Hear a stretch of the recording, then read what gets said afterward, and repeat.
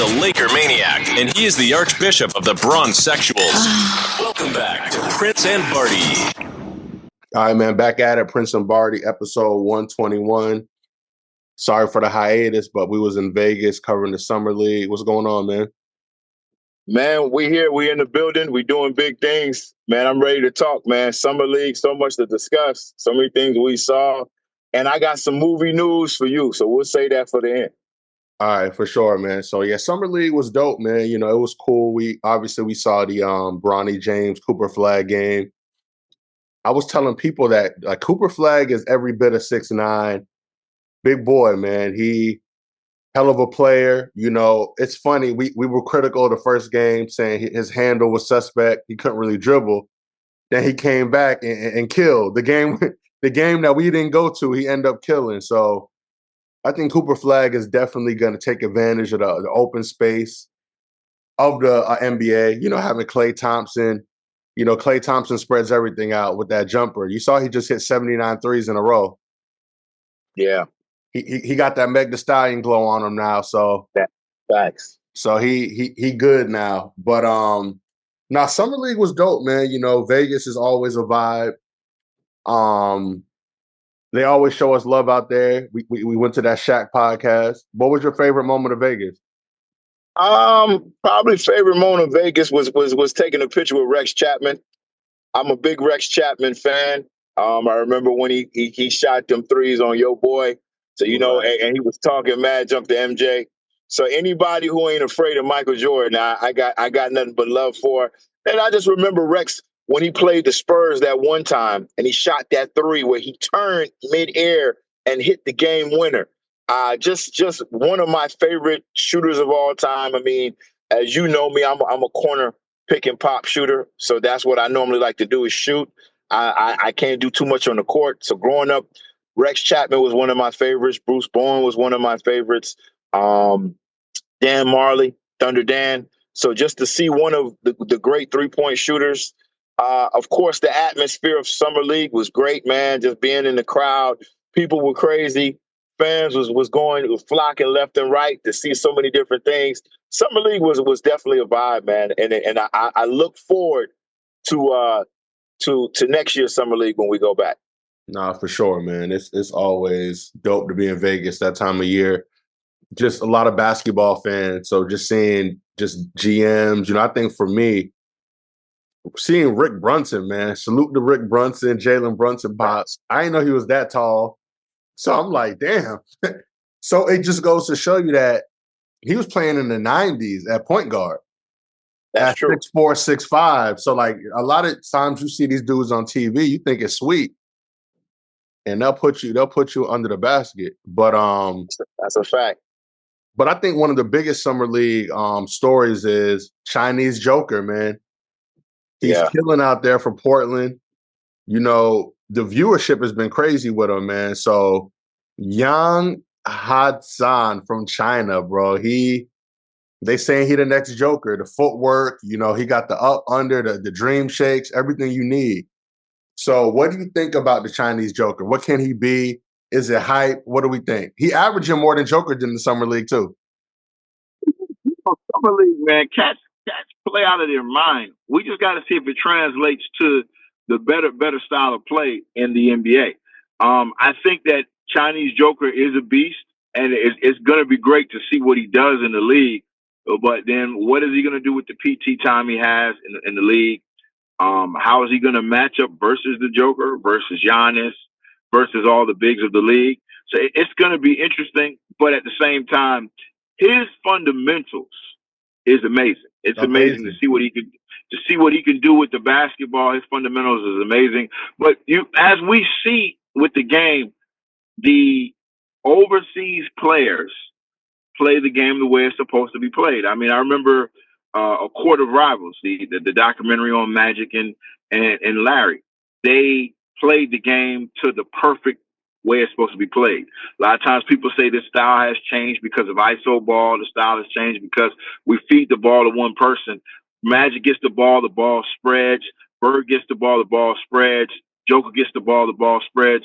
And now Chinese Joker, the ball's going to spread. So it's great to see. It's good for the game. Now let's see if it translates in the season. And that's what I want to see. Nah, for sure, man. Let's just go through some real quick takes, man. A lot of news since our hiatus. Dame Lillard, Dame Dollar going back to Portland. You know, a lot of people wanted him. Miami Heat wanted him. Lakers wanted him. There's not a team that didn't want Dame. Obviously, he's out with that Achilles injury. Probably going to be out for all of next year. But what do you think about Dame going back home? You know, obviously Drew Holiday's over there. Low key, they got a decent little squad over there, you know.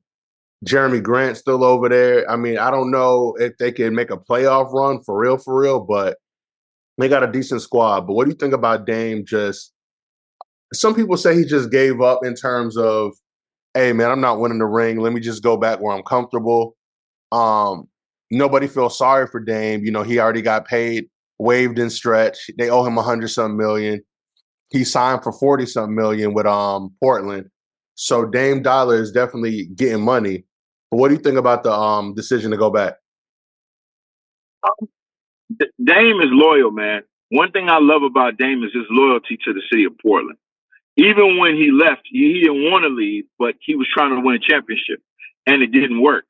But what I love about this story is they always say history repeats itself. You know what this story reminds me of? You got Holiday, you got Simmons. Well, no, Simmons went to the Celtics, but you got Holiday, and you have Dame. So it reminds me of those Phoenix days. Remember when Phoenix had Kevin Johnson and Jason Kidd on the same team? Now you have two people who know where the way the game is supposed to be played. So we can see what the other players are going to do in retrospect behind those two. The leadership should be good. I think there'll be a playoff team. I mean, it looks something like what you saw from him and C.J. McCullough. So, and even with the West, the way the West is, maybe they're a play-in team. But it's still good for the game of basketball. And it's also good for Portland. Seats will be filled. People start coming back to the games. And we'll get to see him hold his wrist up and say Dame time again. So I'm excited for that. Yeah, remember, like you said, Jan Hassan's over there, the Chinese Joker. Scoot Henderson still over there, had a great last season. Shaden Sharp, you know, he jumping out the gym. Jeremy Grant. Caleb Love is over there. They got a cool little squad. I'm not mad at it. I think obviously Chauncey's over there still. So they building something. I don't know what that something is yet, but they got a good group of veterans to make something happen. Robert Williams III still over there. So they not terrible, but yeah, I agree with you. They're not. The only thing with that whole situation is you got to see what Dame's like off the Achilles. Robert Williams has been fighting injury for the last couple of years. I think that they can, like I said, play in maybe even 7 or 6 seed, but I don't see with the West, the teams that's in the West, Houston, LA is still strong. Whether Bron stays or not, LA is still going to be strong. You got, of course, OKC, got Denver. So it's just so many teams. Don't forget the Dallas Mavericks with Cooper Flagg, Klay Thompson, Kyrie Irving, and Anthony Davis. If everybody is buying healthy, where you can buy in on that team. So they got a lot to fight in the West. The West is a strong class of the NBA, so it should be interesting. Now, I noticed the team you didn't say was the LA Clippers. So the Clippers, they just picked up Bradley Beal. Bradley Beal, again, he got bought out by the Suns. They said, get up out of here, bro. You costing us too much money. You do nothing for us. Yo, Bradley Beal has robbed the NBA blind, bro. And it's not even no hate. He's just, my God. Like, he's owed like 100-something million. He signed a veteran's minimum with the Clippers last week. So the Clippers now, their starting lineup as is. Now, you got Big Zoo at the 5. You got John Collins at the 4. You got Kawhi Leonard at the 3. You got Bradley Beal at the 2, and Uno, James Harden at the 1. That's a nice little 5. Obviously Batum stays there. You got Chris Dunn off the bench. So the bench still remains intact. Remember, the Clippers brought the Joker to 7 games. The Joker brought SGA them to 7 games. Mm-hmm. So look at this Clipper squad. They improved that big. Oh, I'm sorry. They got Brook Lopez as well, too. So your interior is strengthened. You got a nice bench. You lose Norm Powell, but Norm Powell's going to go crazy for the Heat, by the way. But Bradley Beal, even if Bradley Beal at best was averaging 17 and like 4 last year, that's all you probably need for him to get on the Clippers. If we being real, he doesn't need to be 45 Wizards Bradley Beal. So when you look at this Clippers team, what can they really do? Clippers, you know what? And I know I'm going to get some hate from the Clippers fans, but the Clippers are the Dallas Cowboys of the NBA. What can go wrong will go wrong. I just don't see them as a team that can win a championship. I like the acquisitions. I like the players. I like what they're putting together. I love Tyronn Lue. I love James Harden. I don't love Kawhi, but when Kawhi is healthy, I love Kawhi. But when you look at the team, I just don't think that they are enough. I think that when you look at the situation, they may be a second round out, but who are you going to face? That's what you got to look at. Because when you look at OKC is that team. They're young, they're strong, they defend. I mean, we may be looking at a dynasty in Oklahoma City.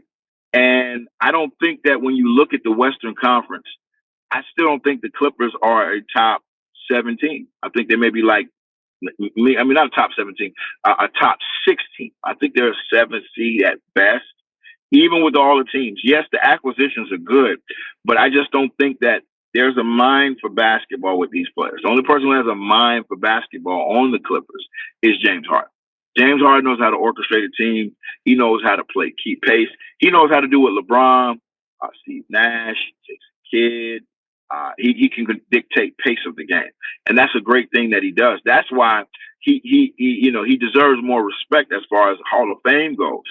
I think that the Clippers will be a playoff team, but as I said before, either they're one and done or either they're out in the second round. I don't see them vying for a championship. The other teams that I named to you, I think they're championship caliber, except for the Lakers. No disrespect to the Lakers. I just don't like the acquisitions that the Lakers have been picking up other than Marcus Smart. But no, I'm not so not rolling. I can't roll with it. Okay, let's talk Marcus Smart, man. Obviously, we lost Dorian Finney-Smith. We lost our stretch 3 and D guy. They said that Luka was heavy in getting Marcus Smart. He wanted him in there. He wanted him in the building. Does Marcus Smart move the needle for the Lake Show? I'm not mad at the pickup, but I don't. He was hurt. He obviously when he left the Celtics, he got traded to the Wizards. Then he went to Memphis. In Memphis, he was plagued by injury. So I don't know where Marcus Smart is at as a basketball player right now. Hopefully, La La Land rejuvenates him. But does this move the needle for the Lakers as far as that defensive intensity on the wing we need? On the bench, yes. On the bench, yes. On the starting lineup, no. To know that you're going to have him and Bando, that's crazy. That's crazy work. You could put him, not saying he can stop SGA, but you put him on SGA, and then you put Bando on Williams, and then now you're going to give them headaches. They may not stop them, but they're going to give them headaches. And that's enough to make it a game. That's enough to make it a game and help us on the bench. So when LeBron and Luka come off along with Reeves, you got some defense. I think what the Lakers need to do as far as to move the needle is they need a better class of big. Signing Aiden was okay, but we're signing people that 4 years ago they were a name. They're not a name now. And then when you look at all the people who are in free agency, some people just don't want to sign with LA because some don't want to play with LeBron. Some don't want to play with certain players. And so it's just crazy.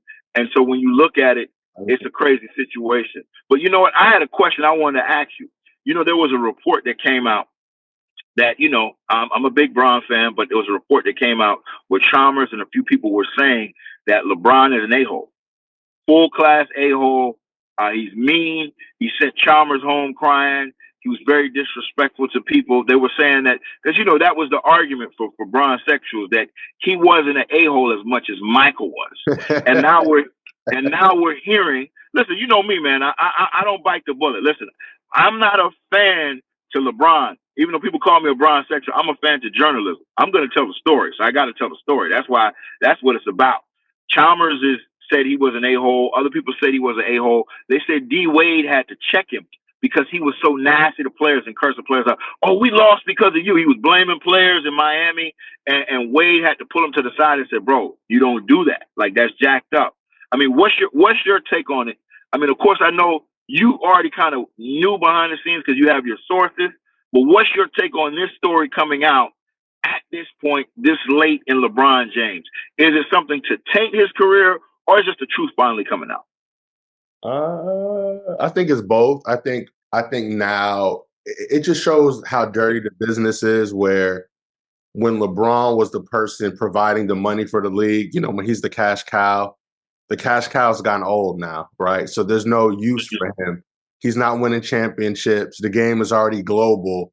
Like, they use him for what he needed. You look at Curry, you look at LeBron, those are the last money-making guys, were two people. Now you have several people.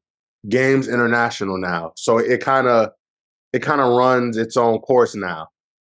You see the writing on the wall. Go back to the Luka meeting with Rob, with JJ at this big LA restaurant for everybody to see him. Bron's not there. They don't consult with Bron on any Laker moves. That just shows me it's like, yo, you older, you're not going to be here. So I don't need to consult with you anymore. But even with that, you're going to see a lot of stuff come out now with LeBron. I think LeBron has always had the power. We always said that LeGM is his nickname, right? Where players were afraid. Remember, Jay Crowder would talk trash about LeBron, and his career kind of got blackballed in a way, right? So I think it's like the Diddy thing. Everybody was big and bad talking about Diddy. Oh, Diddy. Now it's all silence. Now that he beat them charges, nobody can speak anymore. Nobody's doing their little interviews. I think now LeBron, it's like pile on LeBron. So now, but he is an asshole, right? I have confirmed, a lot of my people work for the Miami Heat organization, from cameramen to executives. So yeah, they said that he doesn't speak. He'll come in, don't speak, whatever, XYZ. But being around celebrities and high profile people with my job and relationships, it's more to that story. They getting hounded all day. Every day is not, they're not going to dance every day for you. They can't put on that mask of entertainment every day. But that's not the first time I've heard that about LeBron. He's not an approachable kind of guy. And this sounds messed up, but I'm glad he's getting this flack because they put that on Jordan. Like, oh, Jordan's just a mean guy. Kobe's just a mean guy. So yeah, they all assholes, right? So, because sometimes you don't want to sign that autograph. Like, you're tired of tap dancing, right? But Chalmers need to chill out, man. Now, I know, shout out to Chalmers. We saw you in the spot. We're not going to say what spot we see you. We saw Chalmers, man, but like, I'm tired of that version of the podcast where we just getting on here being messy like old women and talking about like dropping tea. What Kendrick said, they want the tea on me. Well, here's the ginger root. That we not doing the tea talk. But I get it. They want clicks, they want views, but there's a lot of stuff we could be on here talking about. But I'm not going there.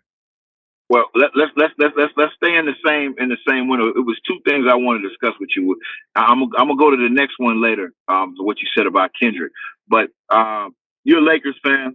Been a Lakers fan as long as I've known you. You guys don't know. As long as I knew Prince, Kobe jerseys, Kobe shirts. We played ball, big time Lakers fan. Before there was a Lakers fan, it was Prince, a Lakers fan. The late great Buss family has sold the Lakers. They're not the ownership of the Lakers. How do you feel as a Lakers fan? We know the glory days, the Showtime days, the days of Magic, the days of Jerry West, the days of Pat Riley, Kobe and Shaq, Kobe and Powell. This all came under the Buss family. How does it make you feel that this era is now changed to the new era that we're in. And just give me some nostalgia as far as you as a Lakers fan. Yeah, man. Bus is the guy. You know, Bus is the reason why we have entertainment at the halftime show.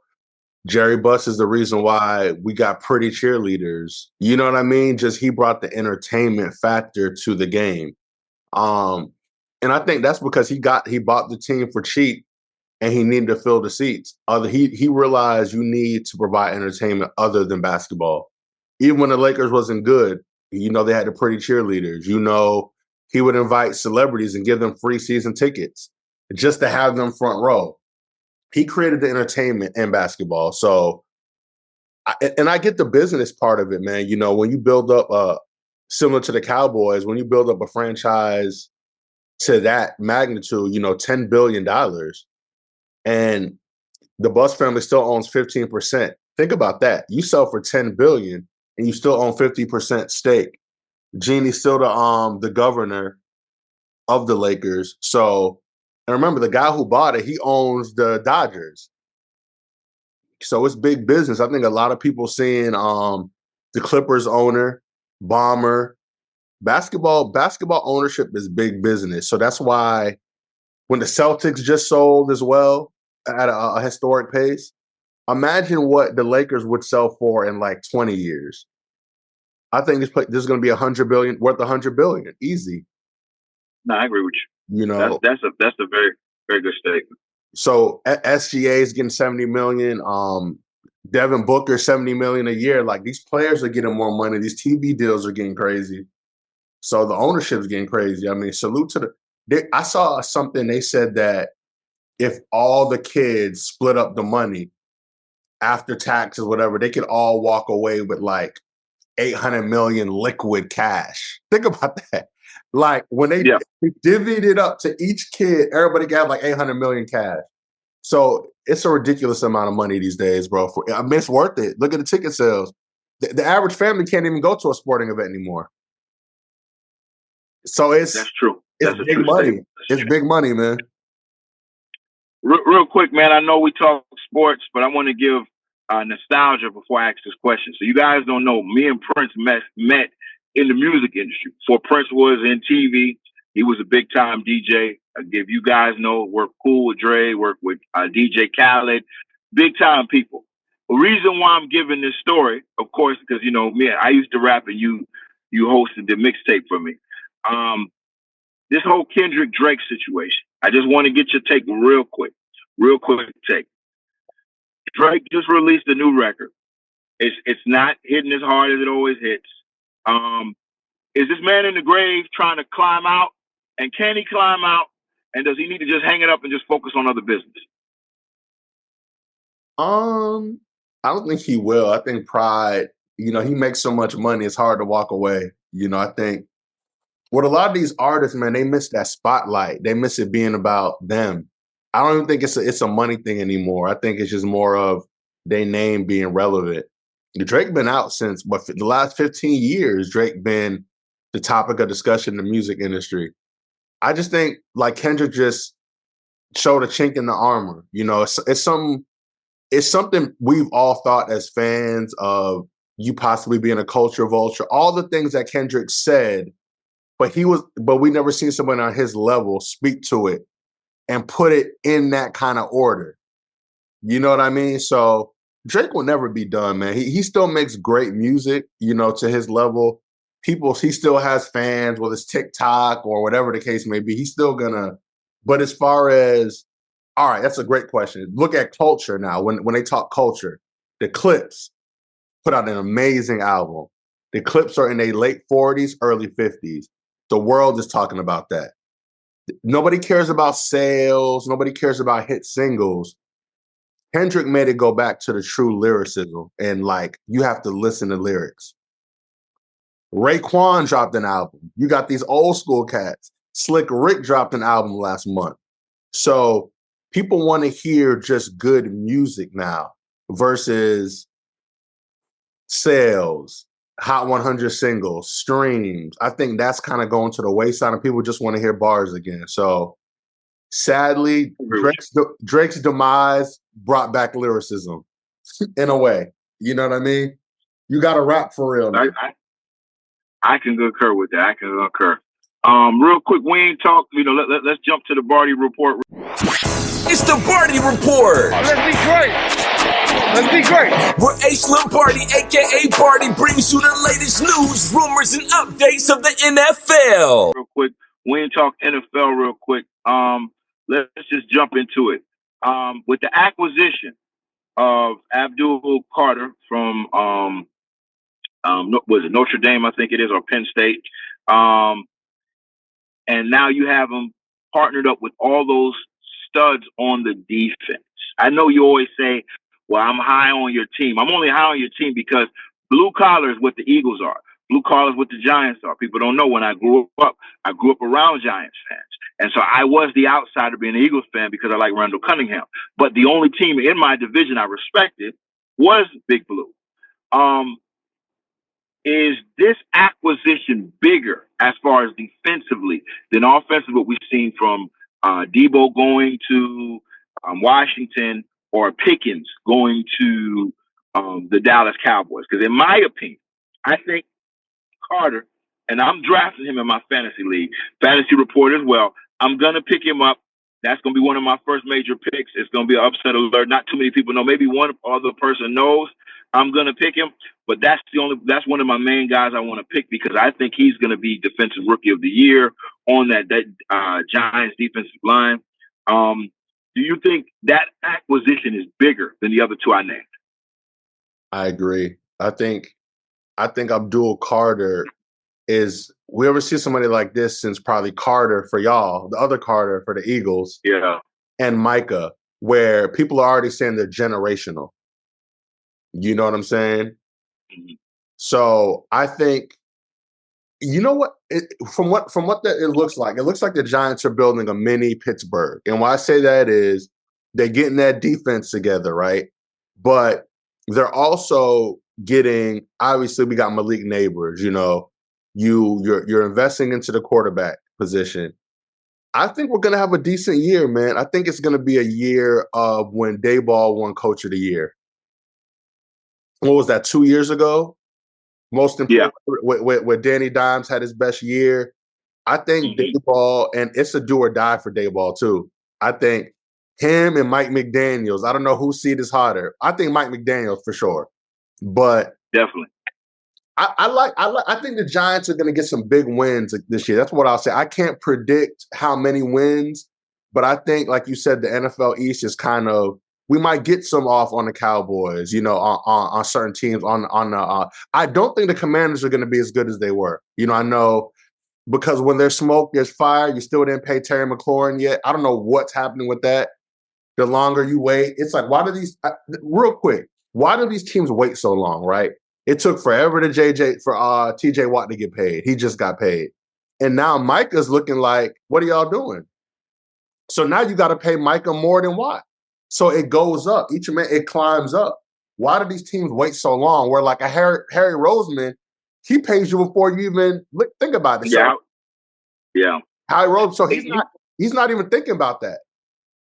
You know the problem, what I know with that situation, man, is that most GMs don't have the pull as the owner has.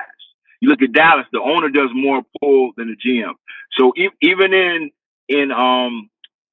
Cincinnati, when they were paying their wide receivers and they were holding out, they did the same thing. I think ownership is so egotistical as they go. Like, how NFL is, man. NFL, that's how they do their players. It's unfortunate. A lot of guys don't get their money when they're supposed to. They give it to them later. If it's a quarterback, they'll pay you. Even if you're a bum like Dak Prescott, no disrespect, but still, you get your money. They're gonna pay the QB, but they're not gonna pay the defensive lineman. TJ Watt is a generational player. Chase is a generational player. These generational players are getting spat on, and it doesn't make any sense. One guy, which to this day, to me, I feel like even what we pay Saquon to me is the most underpaid player in sports. To watch what he can do with the football And if you put him in, listen, if you put Saquon Barkley, and this is a hot take, I don't care what anybody tells me. You put Saquon Barkley, like we used to say with Barry, with that Dallas Cowboys, not the one now, the one from the 90s. I don't see a three-peat. I see a four-peat. I think that Dallas Cowboys team with Saquon Barkley can beat any team probably in the history because of the acumen of his skill set. He can catch the ball out the backfield. And so when you see these skill position players not get their money, but then you want to give quarterbacks who can't even make the playoffs, like Patty's underpaid. And Patty can get the money he deserves, but he's underpaid. Like the only guy who at quarterback deserves his money and got his money, in my opinion, and this is the truth, is Josh Allen. To see what he does more with less. And so he deserves his money. But most of these quarterbacks get this generational type of money. And people like TJ, who's been giving us double-figure sacks year upon year upon year. Micah Parsons, a freak of nature. I'm afraid. Listen, Jalen is afraid of Micah Parsons. He doesn't get his money. It makes no sense what these owners do, but the owners are egotistical, man. This is what they do. They think of themselves. They think of the brand. They think of the money. And this is a multi-billion, you hear me, multi-billion-dollar industry, and they're not getting their money. So it's terrible, bro. It's terrible. I agree, but look at like the Jets, right? Do you say overpay or just right? You saw what Sauce Gardner just made, which is crazy. You saw Garrett Wilson got paid. So the Jets have the majority of their payroll to Sauce and Garrett Wilson. Do you think they were overpaid or paid just right? Sauce is great, but I think that you could have moved that money around. You're in a division with Josh Allen. You're in a division with the Miami Dolphins, with the Patriots. One thing that I don't understand with the Jets organization, what makes no sense whatsoever. You take a page from New England. You make sure you build your team around a quarterback. You take a page from Buffalo. You build your team around a quarterback. Buffalo, Jim Kelly, the Miami Dolphins, Dan Marino. The Jets have not made any sense to me since maybe Testaverde, when they had Wayne Corbett and Keyshawn Johnson, and they built their team. Curtis Martin. I mean, it just doesn't make any sense, man. I love Sauce. Garrett Wilson is not a bum. He is a great receiver, and these guys do deserve their money, and they do put butts in the seats. They do. But at the end of the day, I think that the Jets put so much influence on those last two quarterbacks that it's a graveyard. And it's unfortunate, but the Jets are a graveyard. I don't see them competing in that division. If they do, I'll be shocked. Are you ready? It's time for Ringside Rundown with Prince. Discussing the biggest fights, post-fight reactions, and the latest news in the world of boxing and MMA. Man, boxing, man. You know, boxing is back. We've been saying that, but I feel like it's truly, truly back. Obviously, Usyk just defeated Dubois, wherever you're from. Left hook, 5th round, stopped him. Manny Pacquiao finishing a draw, won 12 rounds. Manny Pacquiao's 46 years old, by the way, still fighting at a high level. Obviously, Shakur Stevenson the other day. We got Canelo Crawford coming up. Boxing, in a way, is doing this thing. So we got so many great things, you know, happening in boxing. But Usyk is just like, he's a monster, bro. He has proved to be one of the greatest fighters of not this generation, but period. Lennox Lewis had a quote. He was like, man, this dude's amazing. I wish I was able to fight him in my generation. Usyk has beaten everybody there is to beat in heavyweight. He beat Fury. He beat Joshua. You know, he just beat Dubois. So it's like there's all from London, all the England dudes, he's beating them. So when you look at the state of boxing, man, it's on fire. It's on fire for viewership. It's on fire for earnings. It's low-key kind of taking over the UFC kind of clout for a minute. You know what I mean? Poirier's still doing his thing. A lot of people are doing their thing. But what do you think about the state of boxing currently? First off, shout out to Usyk. Congratulations on the win. He deserves it. Great class of a fighter. Second, you know me, man. I'm a Boots Ennis fan. So, I mean, I just want to see what Boots is going to do. For the most part, we have our mega fight. And that's all I'm looking forward to see is this mega fight coming up between Crawford and Canelo. I'm excited for it. I'm excited to see what Crawford can do versus Canelo. I'm also excited for what the Sheik has been doing for boxing. I got a lot of boxing fans around me, between yourself, a few of my other boys, and they always put me on. You know me. I know I'm still a novice to some extent, but what I've been seeing is not making me a novice, it's making me more of a fan. So I'm excited to see what's coming in the distant future for boxing. It looks good. It looks good for all our fans. Low key, I'm gonna be looking at some flights. First, I don't know. We may have to sneak a flight, even if it's for a day, just to go out to Vegas, just so we could be out there for that fight between Canelo and Crawford. Vegas is going to be on super fleek. Oh. I'm excited, and I can't wait. Can't wait. Not for sure, man. You know, summertime always brings the movies, the great movies, man. I'm hearing about Superman. I know you're going to talk about it. Superman is something I'm about to take the family to see at that 3D, 4DX theater in Dania Beach. So I want to get I want to get that whole experience on it. You know, it's been sold out. Can't even get a seat over there. But talk to us, you know, in the last couple of minutes about just movies and what's going on. Reviews, no spoilers. So I'm not going to give any spoilers. It's a top 3 Superman movie all time.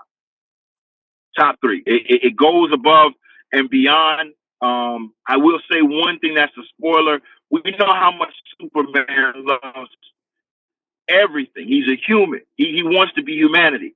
He saves a squirrel in the movie, and that's great. I know it sounds crazy, but to be in a major fight, fighting something big, and to go out of nowhere real fast just to save a squirrel was amazing. The 3D of the movie was great. One thing I like about James Gunn makes a humanistic vibe for heroes. He did the same thing with Guardians of the Galaxy. All of them, it was a humanistic vibe. And he made a humanistic vibe for Superman. It was a good movie, but on the negative side, yesterday I went and watched I Know What You Did Last Summer, Part 2. And then I scratched my head because I went with my lady and we watched the movie. And I said to myself, I said, man, you know the era we came from, Prince, where your pen meant something, that you wrote something from scratch. Right. Jay-Z wrote from scratch. Nas wrote from scratch. It makes no sense that Hollywood doesn't write from scratch anymore. Everything is a remake. Even these superhero movies are remakes of Christopher Reeves, Batman, remakes of Michael Keaton, Fantastic Four, remakes of Ian Grunfeld. You know, these are all remakes. No one is writing true scripts anymore. Like when I watched the movie yesterday, because my girl is she's a horror film fan. I just watching these movies, and I in the Superman realm, it was great because we got a great depiction of Superman. I would say it's between him, it's between Cavill, and it's between Christopher Reeves as far as the greatest Superman. Cornsweet is a great Superman, but also as I look at things, no one is really writing a movie from scratch. There's no good scripts anymore. You know, I give props to Christopher Nolan because he was doing that, but we don't have too much of that anymore in Hollywood. It's like, what's going on with that? Like, one movie I did see though, and it's a must watch. I'm telling everybody right now, must watch. The best movie I've seen this year. Best movie I've seen this year, I promise you. The Amateur. Okay. The Amateur was spot on. The Amateur is about a data entry CIA person who becomes a CIA killer because he loses his wife. And when you watch the movie and everything he does, it's a great movie. It's taken in revenge. It's payback in revenge. Listen, if you don't take the kids to see it, I tell you, pay that $29.95 on YouTube and keep it in your collection. It's a good movie. All right, say less. You heard it first, man. Episode 121. Vegas, salute to y'all, man. Had a great time out there. All the supporters. We'll be back, man. Let us know what we got wrong, what we got right. Let us know what you want us to talk about next episode. This is 121. We'll see y'all next week. We got more videos we dropping this week, so be on the lookout for all the socials there. We appreciate y'all. Prince and Barty, we gone. Yeah. Prince and Barty is your #1 source for all things sports. Now streaming on Spotify and iTunes. Prince and Barty will be doing live broadcast at several locations around the country. Follow and like all Prince and Barty's social media pages for exclusive details. There will be game tournaments, sport trivia, best fan contest, and cash giveaways all night. This can be your chance to win big.